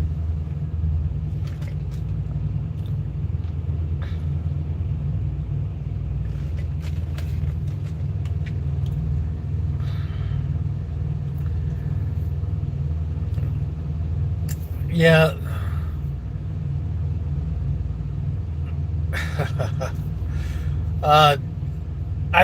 I think cameras. I don't know if cameras ruin things, but I definitely think that the social media aspect of it did to that degree.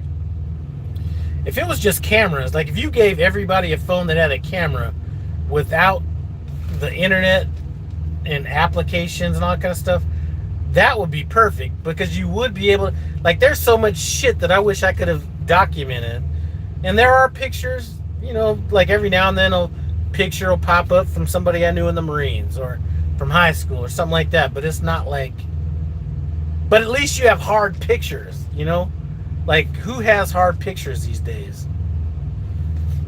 Like, who is walking, like, I at least know that if I die, maybe not recently, but if I die, you know, and whatever, people are going to be like, you know, I got all these pictures I could, like, flip through of this, you know, Lyle. You know what I'm saying?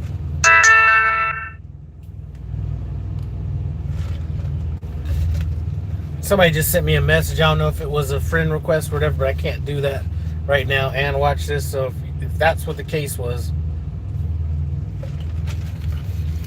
there's just something magical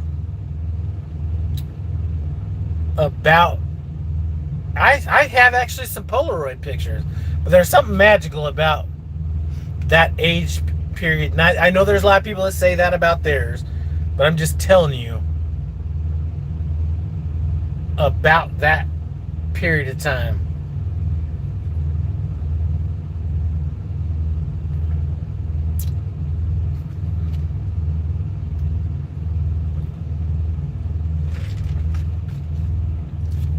And actually, something I just thought about the other day,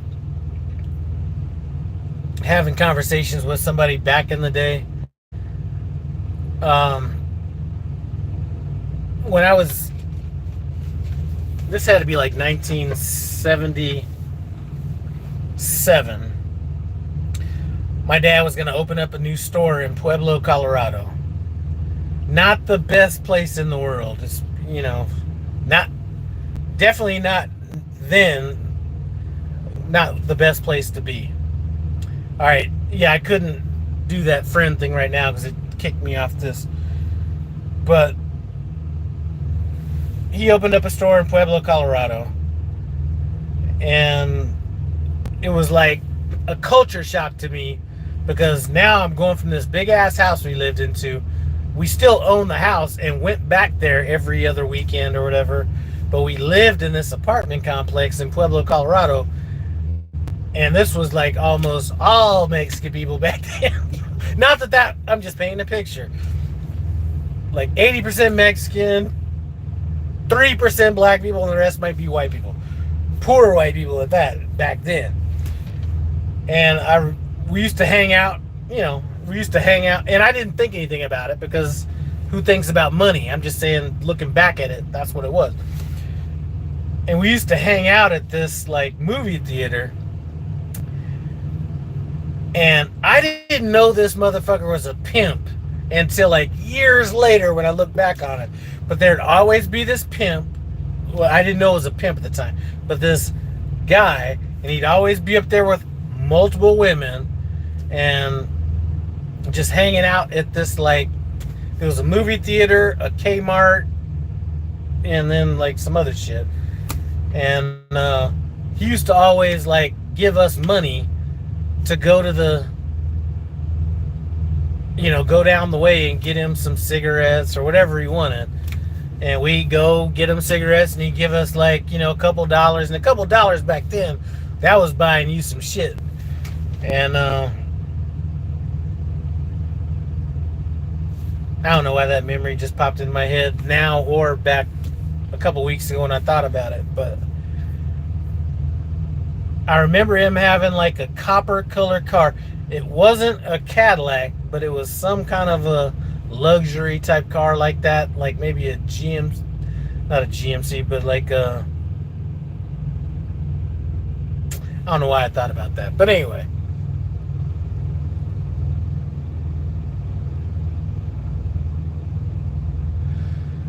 All right, Josie, hey, man, it is good to see you after all this time, man. I remember still talking to you when I first got into trucking, but boy, this has been a grind lately.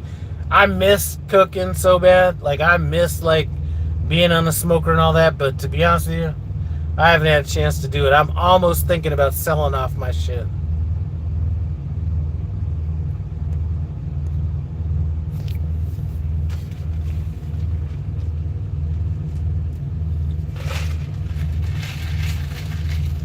Man, that's some good reminiscing right there. I mean, for you young people that are in here, like, we were like the last of the people that, like, the principal used to have the paddle with the holes in it and would use it. It wasn't like a prop.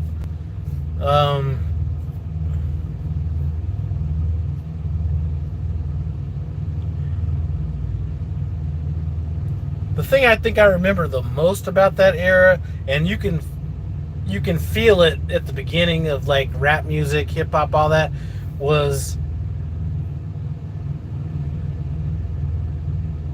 everybody, you had some people that, like a lot of people were more culturally rounded in terms of music back in those days, because back then it wasn't no hip hop or anything like that. It hadn't came out yet, and we weren't necessarily quite old enough or really wanting to listen to a lot of the Earth, Wind and Fire and Gap Band, maybe to some degree. So we kind of came up under a lot of the top 40 rock type stuff that, man, I can't even explain. Those were good times to come up under. Shit. I actually feel sorry for people that weren't able to come up under that time period. All right, Josie. I think I still have your phone number unless you changed that.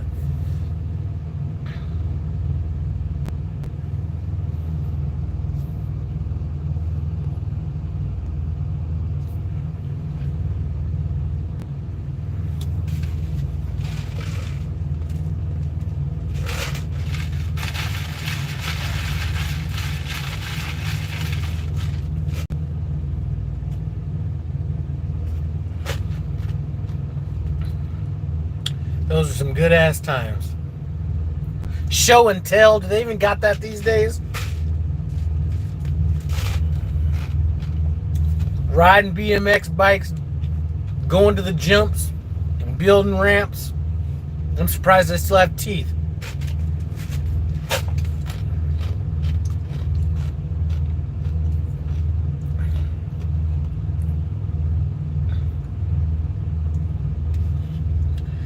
I was just talking to my boy, this is a principal at a middle school I grew up with.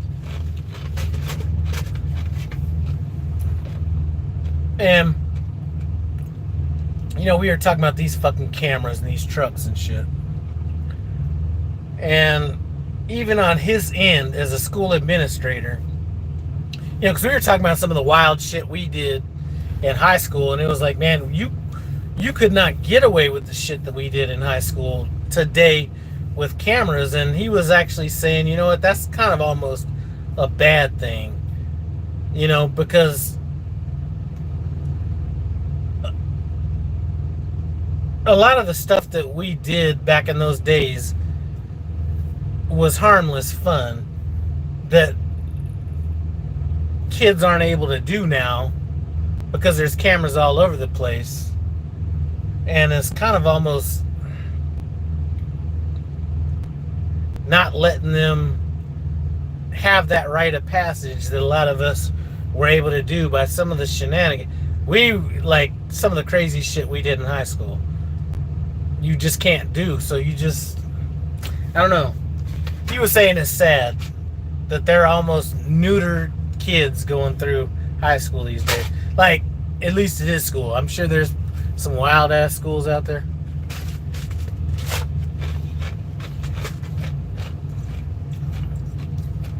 Somebody's talking about the Mongoose GT. My first bike that I got that was of that caliber was a bike I got for Christmas, and that was the bike that you could get. My dad, what, you know, we weren't broke.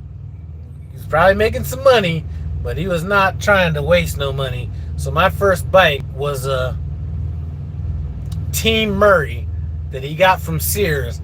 That shit probably weighed 800 pounds. If you ever picked up a Team Murray, looked the same size as a Diamondback or a Mongoose, but that shit was like 800 pounds. That was my first bike. Once I got my job, actually, yeah, I think once I got my, no, because I don't remember how I got the money, but I bought a PK Ripper. And that was like the next, I either got a Diamondback and then a PK Ripper, or I got a PK Ripper, then a Diamondback. But those bikes back in the days, Hutch, PK Ripper, Mongoose, Diamondback, Torker, Huffy. I had a Huffy back, you know, before the BMX days.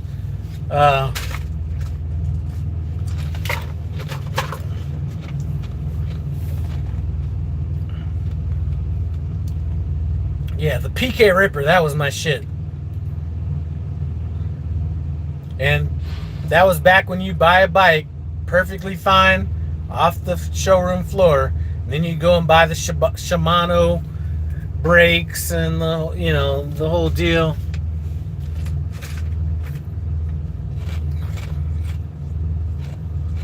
I had a skateboard too. That was before people got seriously into skateboarding. Now, pegs weren't around back then. At least when I was where I was at. That was before all that. It was strictly like BMX, like racing type shit. Like, I didn't race, but that was what it was about back then. Was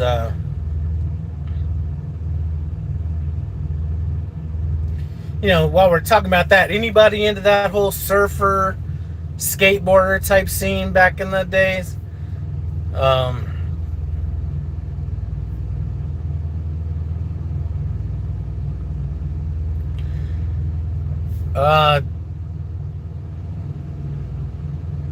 You know, back in the late 80s,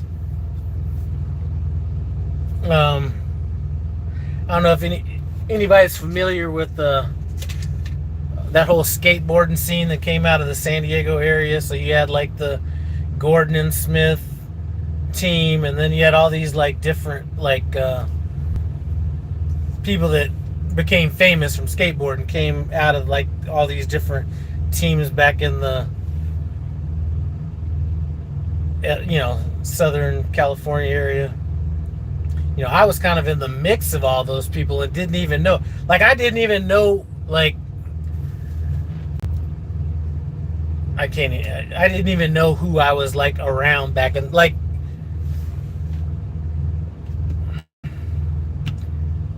sometimes you're in the middle of something and like you'll talk to somebody that was like living in the Bronx that came up under hip hop and they never knew kind of what it was going to become, or that they were even living through history or something at that point. I was kind of in that same situation in San Diego back then. I didn't have no platform shoes, but I definitely had the bell bottoms with the collars that came out to like touch both sides of your shoulders.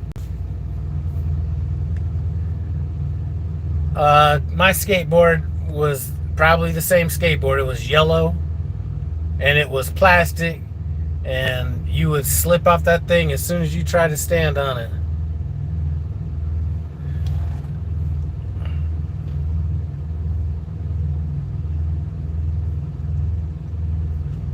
But the skateboard situation, so there's all these people, and there's a movie that came out about skateboarders like a while back, where they were talking about all this stuff. But I used to go to my uncle's house back in the days, and that was back when they were draining people's pools and skateboarding and all that kind of stuff. Well, fast forward a little bit, a girl that I'd gone out with back in the days worked with this company GNS and all that stuff. So I used to be hanging out with this GNS at this company, waiting for her to get off work and all that stuff. And then you'd have all these people who became famous, like skateboarders back in the day. Tony Hawk would be around back then, all this kind of stuff. He wasn't, I don't think, part of that team, but he knew people there. So I'm around all these people that were actually probably on the verge of being famous, like right at that time. And obviously the company is kind of a legacy company as well. Anyway,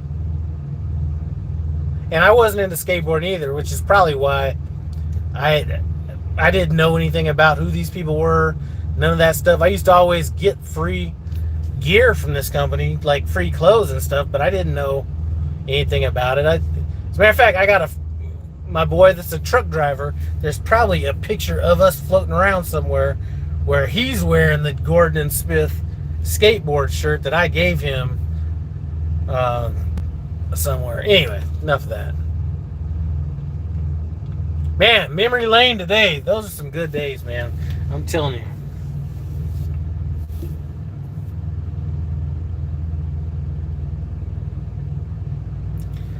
Those were some good days. I mean, those were the days.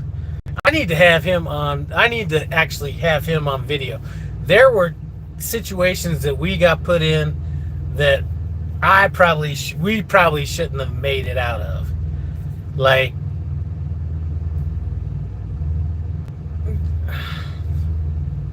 getting dropped off in Compton, California. Like,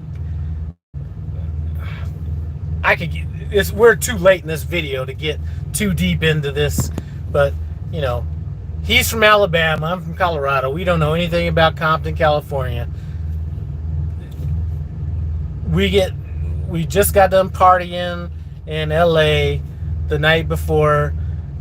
We wanted to get dropped off in Long Beach. We didn't know that Long Beach and Compton and all that, like, this was like right before all the NWA stuff started coming out. It may have been out back then, but we wouldn't have known about it at that time, or what was going on back then. And we get dropped off.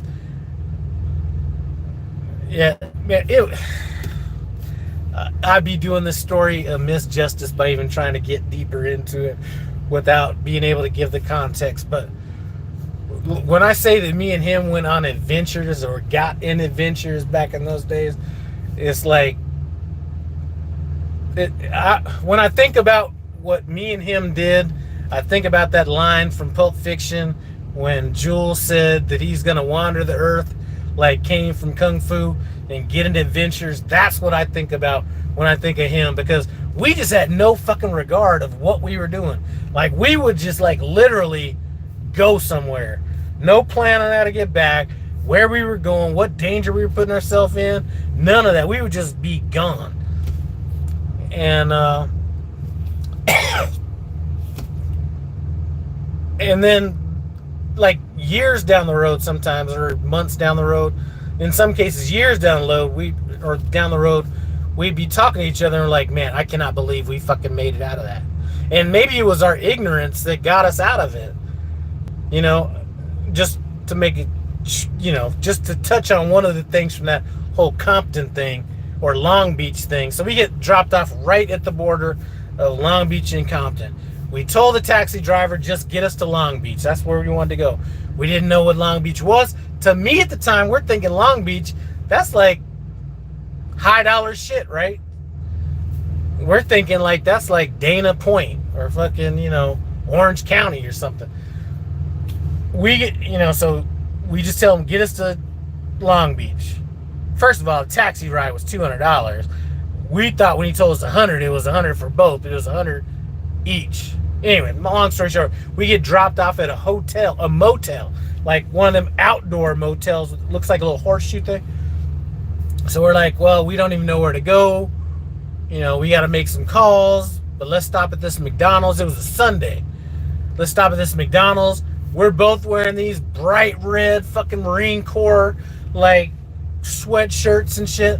I don't know if we were lucky to be on the whatever side of town we were on, but we're both wearing bright red Marine Corps hoodies, all this stuff. And we go into this McDonald's. Church had just let out, so there's a bunch of people there. And I still remember this guy saying, "You guys aren't from around here, are you?" Oh man, it was Darius. Somewhere in here, there's my phone number, and if not, there's a email address to send any questions you got to, and I can give you a call. But it's nohippie, nohippiebbq@gmail.com. So anyway, that was a condensed version of like that whole thing. But I mean, like, you just don't think about the like the day before the Rodney King riots, or that weekend before the Rodney King riots. I'm up in LA, right in that area, at like a little party, like,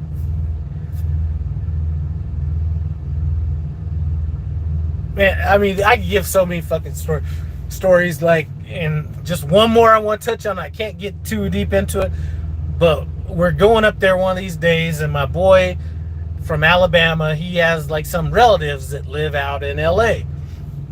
So we get on this bus, Greyhound bus or the train.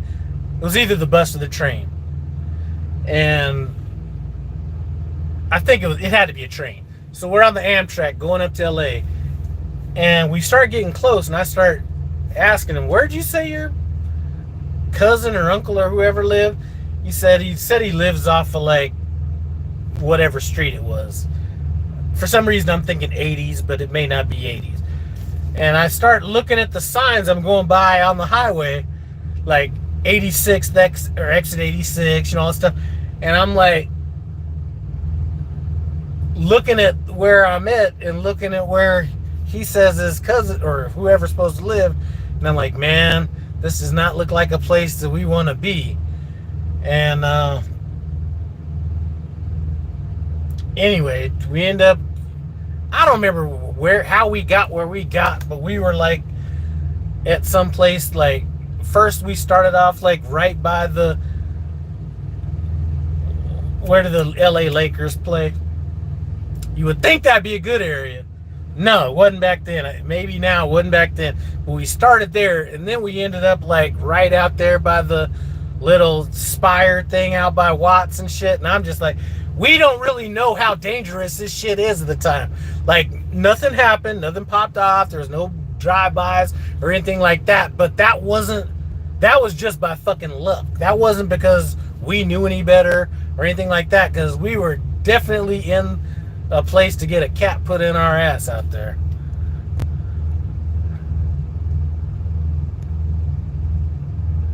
I'm originally from Denver, so all this shit was like, what's up, Chops? All this stuff was like foreign to me and him. A lot of that gang stuff. In reality, the first time we even heard about gangs and all that kind of stuff, like, I'd hear about it a little bit from, like, because my church, my dad preached that was like completely all black. So you'd have people that go out to LA and they come back talking about the jungle, or they be talking about, stuff like that. So it was just like, you might hear a little something about it or whatever, but we never, there was no gangs, like, you'd have little small gangs, in Denver or whatever. Like, it maybe got bigger later after I left for a period before they shut it down. I wasn't part of that, so the first I heard about it was NWA, Eazy, all that, and that was right around this time, a little bit after this time actually. So had he maybe put out that album about 8 months earlier, I could have got prepared for what I was getting into. But ignorance is bliss. Maybe if I'd have known what I was in, I'd have acted paranoid enough to get shot, or I don't know. But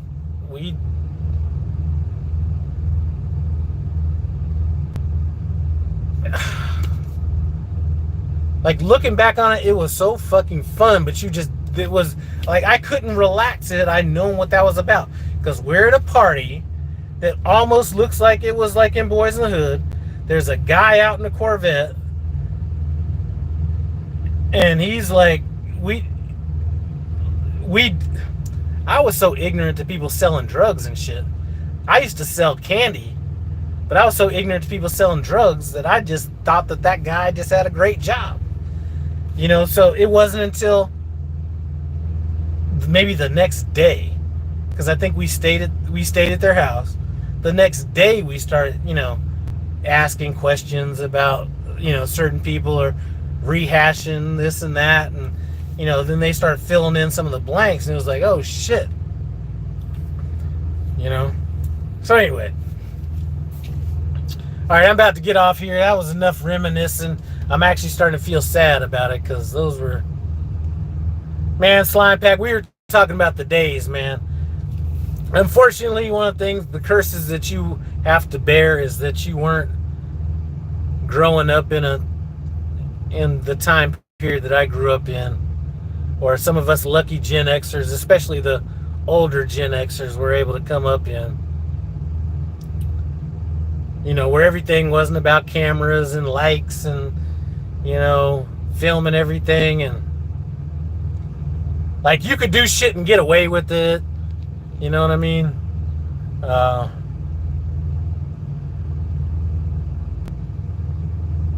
Every girl you met didn't have to, they weren't all, everything wasn't, like everybody you met you didn't have on Facebook and shit. Like, I don't even know how people get away with shit these days.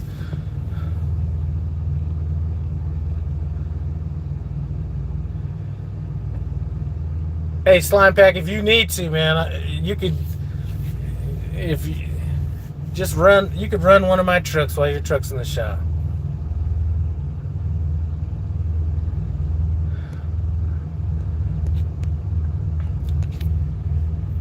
So anyway, I'm about to get off here. Shit, I'm actually feeling a little sad right now, thinking about those good old days. Because those were good old days. Oh, wait, hold on a second. Joe Wilson. You remember back in the days how many phone numbers you could remember? Man, we never even had, yeah.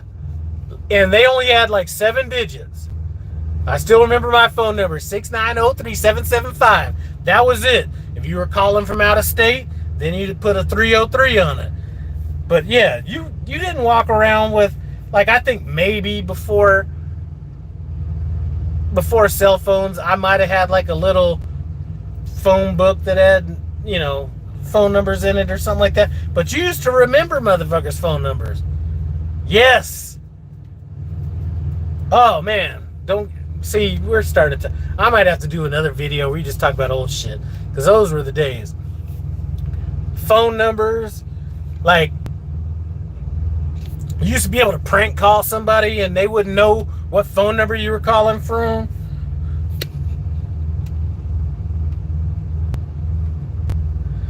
Alright, I gotta get off this. I gotta get off here. But yeah. And, hey, there were no cell phones, so if a girl was calling you at home, you'd be on that phone with that long-ass extension cord all over the place. And luckily, when I got in high school, we did get a separate phone line. So I kind of had the bottom 2 floors of the house kind of to myself, so I wasn't tripping too much, but yeah. Oh, good times. I remember working at Burger King and back in the day, you used to have these well, they still have coupons now, but I used to remember how much these, man, that's gonna be a whole nother video. Anyway, I used to be like the mafia at Burger King. I used to be skimming the skim. Anyway, let me get off here. I appreciate you guys stopping by. No Hippie Truck and Transportation, man.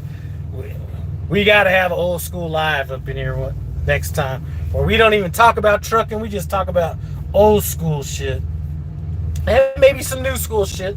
Some of you youngins can put me up on the benefits of growing up in this day and age, like everybody being able to see what the fuck you do and all that shit. But anyway, I'm about to get off here, see if Rich's River Smoker's still talking about paying for a motherfucker's dinner.